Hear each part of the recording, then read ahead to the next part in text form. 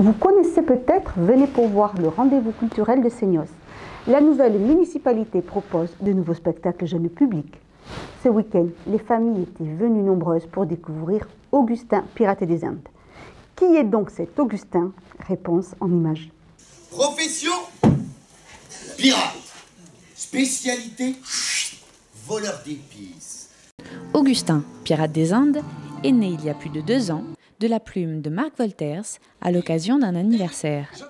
Il a retourné son appartement pour organiser une chasse au trésor pour ses enfants.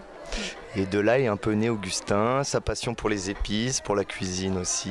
Et du coup, un mélange de tout ça, il a écrit une histoire qui est devenue Augustin. Moussaillon, nous allons hisser la grand voile, j'ai besoin de vous. Quand je dis oh, vous dites hisse. Oh, hisse. Oh, hisse. Oh, hisse. Oh, hisse. Augustin est un amoureux des épices qui nous embarque pour un voyage extraordinaire où l'on rencontre des personnages atypiques. On a par exemple un professeur qui s'appelle le professeur Palouf qui vient nous renseigner sur les baleines à bosse ou sur les orang-outans ou sur d'autres choses, qui est un savant émérite qui connaît plein de choses. Et donc dès qu'on a des petites interrogations avec les enfants, on l'appelle et puis il vient nous donner ses solutions. Quand on fait les autres personnages, parce qu'il y a quand même une petite galerie de personnages, là on amène sa fantaisie, sa folie. Il y a aussi le vieux Ben, qui est un tireur d'élite alcoolique, borgne, avec une jambe de bois.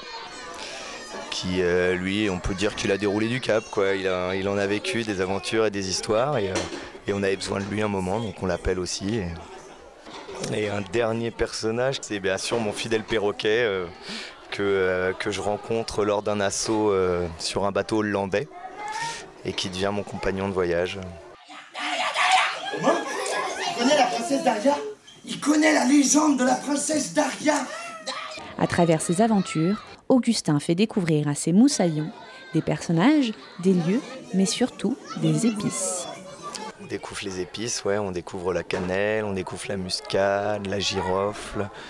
C'est un moyen aussi d'éveiller ses sensations et de l'idéal, souvent nous, ce qu'on ose croire, c'est à se dire que quand ils rentrent chez eux, ils vont aller demander à leur mère s'il n'y a pas d'autres épices qu'ils peuvent aller sentir dans la cuisine de la maman, quoi.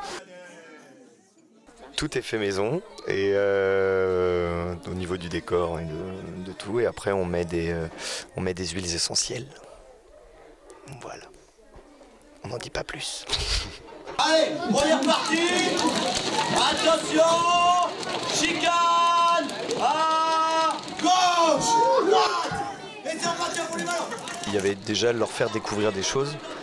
Et le côté interaction aussi nous intéressait beaucoup parce que c'est vrai que je trouve ça toujours difficile de demander à des enfants de rester assis sur une chaise et d'écouter et d'avoir une concentration de 50 minutes ou plus, c'est quand même assez difficile.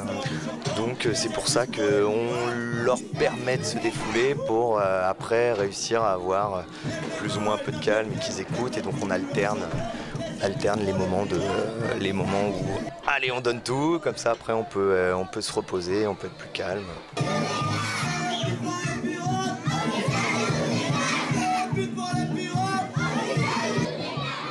C'est en plus l'idée où on prend le bateau au début, quoi. On lève l'ancre, ce qu'on dit, quoi. On fait place à l'imagination, on a juste une carte, un coffre et puis allons voir où on va, quoi. Alors justement les enfants, où êtes-vous allés? J'ai vu. Chercher le trésor. Chercher le trésor. Les Indes orientales, dans la jungle.